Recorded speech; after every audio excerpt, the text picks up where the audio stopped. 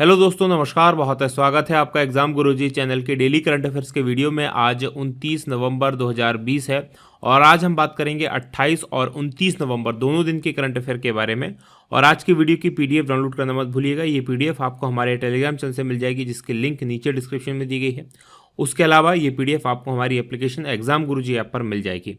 आगे बढ़ेंगे। मध्य प्रदेश जल प्रहरी, एमपीएसआई, एमपीपीएससी के लिए टेस्ट सीरीज, एमपी कांस्टेबल के लिए टेस्ट सीरीज अवेलेबल है। उसके अलावा मध्य प्रदेश के लिए एमपीपीएससी की जो एग्जाम आने वाली है उसके लिए प्रिंटेड नोट्स अवेलेबल हैं, फुल कोर्स अवेलेबल है। अधिक जानकारी के लिए इस नंबर पर आप व्हाट्सअप कीजिए, इन नंबर्स पर आप कॉल कर लीजिए। आगे बढ़ेंगे, बात करेंगे अब हम थॉट ऑफ द डे की। जो आज का हमारा मोटिवेशनल पावरफुल थॉट है, ये भी एक संस्कृत श्लोक है और हमारा आज का श्लोक कहता है, अभिवादनस्य शीलस्य नित्यम वृद्धोपसेविनः चत्वारि तस्य वर्धन्ते आयुर्विद्या यशोबलम। यानी कि ऐसा व्यक्ति जो बड़ों का अभिवादन करता है और नित्य वृद्धियों की सेवा करता है, उसको चार चीजें मिलती हैं। क्या मिलती है? उसको मिलती है आयु, विद्या, यश और बल। ये चार चीजें अगर आपको प्राप्त करना है तो दो काम आप अभी से करना शुरू कर दीजिए।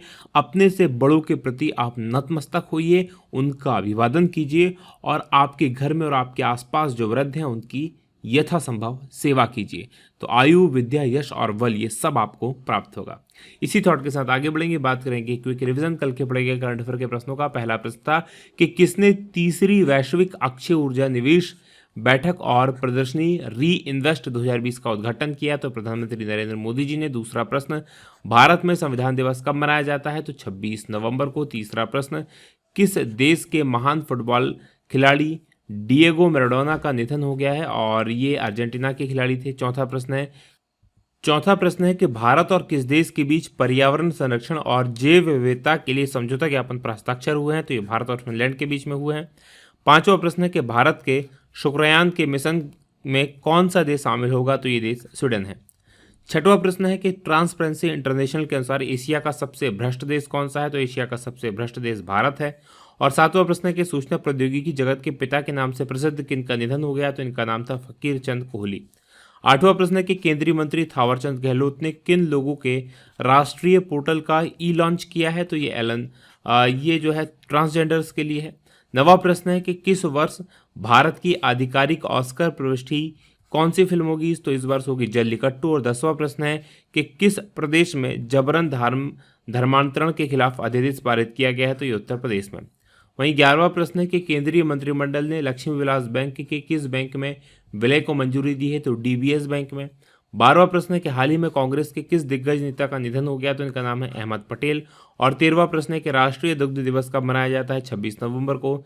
14वां प्रश्न है कि आईसीसी के नए अध्यक्ष कौन चुने गए हैं? तो ये ग्रेग वारस्कले हैं। और 15वां प्रश्न है कि किस खेल संघ को राष्ट्रीय खेल परिसंघ के रूप में फिर से मान्यता दे दी गई है? तो ये भारतीय तीरंदाजी संघ है। ये थे हमारे कल के बढ़े गए करंट अफेयर के प्रश्नों का क्विक रिवीजन। आगे बढ़ेंगे, आज के प्रश्नों की बात करेंगे। और आज के करंट अफेयर का पहला प्रश्न है कि राष्ट्रीय विज्ञान फिल्म महोत्सव का 10वां संस्करण भारत सरकार और किस राज्य के द्वारा संयुक्त रूप से आयोजित किया गया है? और इसका आयोजन हुआ त्रिपुरा और भारत सरकार के द्वारा, यानी कि बी ऑप्शन प्रश्न का सही उत्तर है।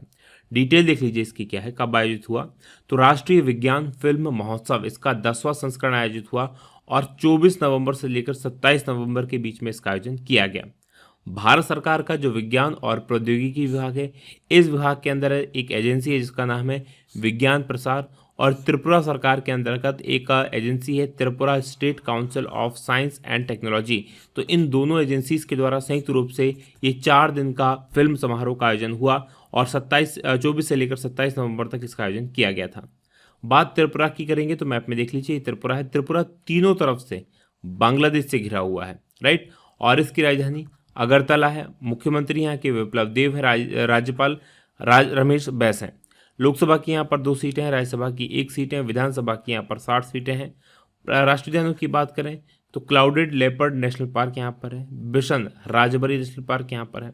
बात दूसरे प्रश्न की करेंगे कि वित्त वर्ष 2020-21 की दूसरी तिमाही में जीडीपी की वृद्धि दर में कितने फीसदी की गिरावट दर्ज की गई है? तो हर 3 महीने में इस प्रकार की जांच की जाती है। पहली तिमाही कब से थी? तो अप्रैल, मई और जून। दूसरी तिमाही जुलाई, अगस्त और सितंबर। तो दूसरी तिमाही की बात हो रही है, तो इसमें जो है 7.5% की जो है गिरावट दर्ज की गई है। पहली तिमाही में कितनी थी ये, तो पहली तिमाही में 23.9% थी। डिटेल देख लीजिए क्या है।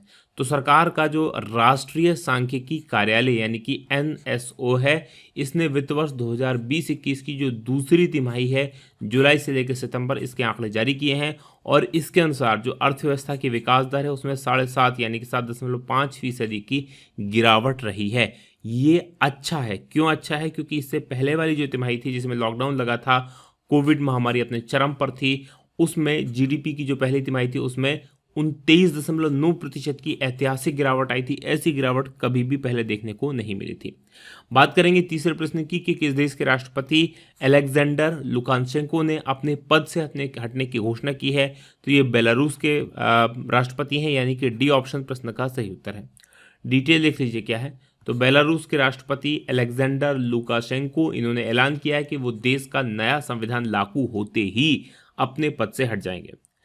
अलेक्जेंडर लुकाशेंको ये बेलारूस की सत्ता पर पिछले 26 साल से काबिज हैं और हाल ही में चुनाव हुए थे तो उसमें बड़ी बहुमत से इन्होंने चुनाव जीता था और इसके बाद लगातार इनके ऊपर चुनाव में धांधली के आरोप लगाए गए थे। जो लोकप्रिय विपक्ष के नेता थी वो इसमें हारी थी। राष्ट्रपति लुकाशेंको को पद से हटाने की मांग को लेकर लाखों लोग प्रदर्शन कर रहे हैं, तो वहां पर संविधान का निर्माण का काम चल रहा है। उसके बाद राष्ट्रपति ने कहा है कि वो अपने पद से त्यागपत्र दे देंगे। बात बेलारूस की करें, यहाँ की राजधानी मिन्स्क है।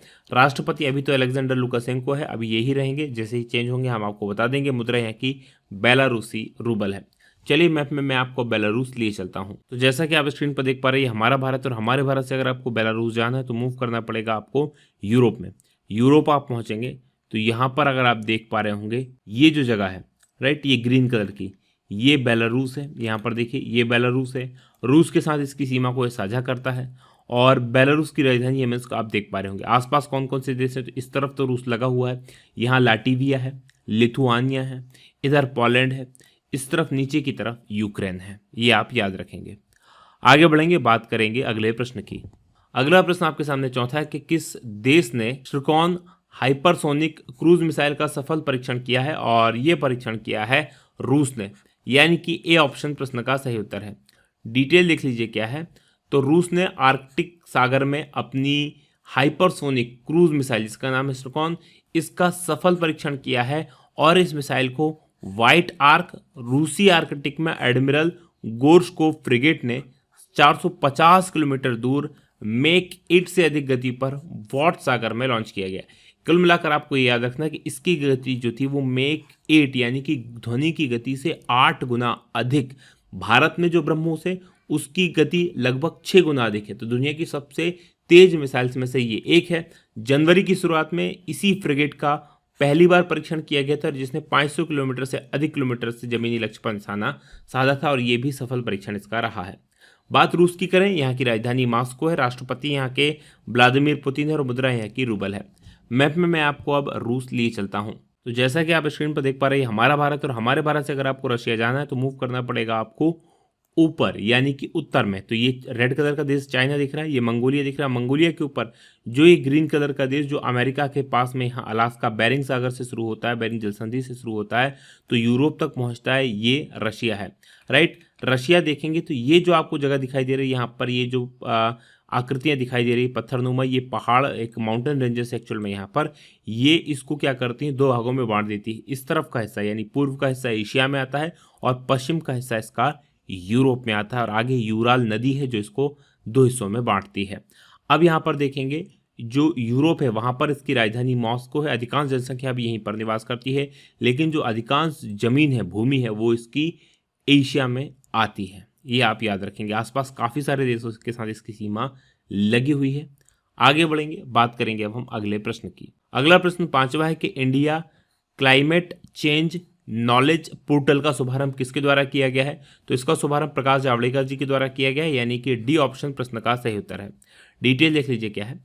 तो पर्यावरण, वन और जलवायु परिवर्तन मंत्री है प्रकाश जावड़ेकर, और इन्होंने जलवायु परिवर्तन से संबंधित जानकारी देने के लिए India climate change knowledge portal का शुभारंभ किया, और इसमें राष्ट्रीय और अंतर्राष्ट्रीय स्तर पर जलवायु परिवर्तन से संबंधित जो विषय हैं उस पर सरकार द्वारा जो कदम उठाए गए हैं उन प्रमुख कदमों के बारे में जानकारी दी जाएगी।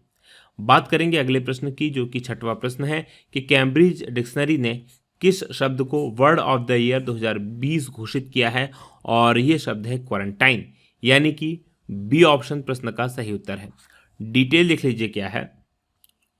तो कैम्ब्रिज डिक्शनरी ने क्वारंटाइन शब्द को वर्ड ऑफ द ईयर 2020 का शब्द घोषित किया है, और ये शब्द जो था इस वर्ष कैम्ब्रिज डिक्शनरी में सबसे अधिक खोजे गए शब्दों में से एक था।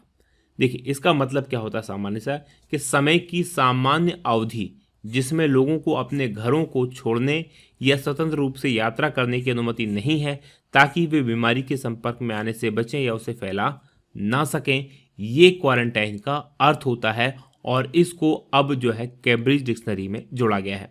बात करें 7वें प्रश्न की कि किस भारतीय फिल्म को ऑस्कर में शॉर्ट फिल्म कैटेगरी में शामिल किया गया है, तो इस फिल्म का नाम है शेमलेस, यानी कि ए ऑप्शन प्रश्न का सही उत्तर है। डिटेल लिख लीजिए क्या है। तो लेखक और निर्देशक कीथ गोम्स की शॉर्ट फिल्म है शेमलेस। इसको ऑस्कर अवार्ड के लिए live action short film category में एंट्री मिली है, और भारत की तरफ से जो मलयालम फिल्म है जल्लीकट्टू, उसको नॉमिनेट किया गया है विदेशी भाषा की कैटेगरी में। ये 15 मिनट की कॉमेडी थ्रिलर फिल्म है, और इसमें वर्क फ्रॉम होम करने वाले एक व्यक्ति की कहानी है जो हमेशा फूड ऑनलाइन ऑर्डर करता है, और एक सुबह जब वह उठता है तो एक पिज्ज़ा डिलीवरी गर्ल सयानी गुप्ता के चंगुल में खुद को फंसा हुआ पाता है। बात करेंगे 8वें प्रश्न की कि भारतीय सेना के नए इंजीनियर इन चीफ कौन बने हैं, तो ये बने हैं लेफ्टिनेंट जनरल हरपाल सिंह, यानी कि सी ऑप्शन प्रश्न का सही उत्तर है। डिटेल लिख लीजिए क्या है। तो लेफ्टिनेंट जनरल हरपाल सिंह, इन्होंने भारतीय सेना के नए इंजीनियर इन चीफ नियुक्त किया गया है, और वर्तमान में सीमा सड़क संगठन के ये महानिदेशक हैं। जो राष्ट्रीय रक्षा एकेडमी खड़गवासला है, वहाँ के ये एल्यूमिनी है, यानी कि वहाँ के पूर्व छात्र हैं, और हरपाल सिंह को 24 दिसंबर 1982 को कोर ऑफ इंजीनियर्स में नियुक्त किया गया था। बात करेंगे 9वें प्रश्न की कि किस प्रसिद्ध मंदिर में नागार्जुन वेशा का आयोजन किया गया, और नागार्जुन वेशा का जो आयोजन किया गया वो किया गया जगन्नाथ मंदिर में, यानी कि डी ऑप्शन प्रश्न का सही उत्तर है। डिटेल लिख लीजिए क्या है।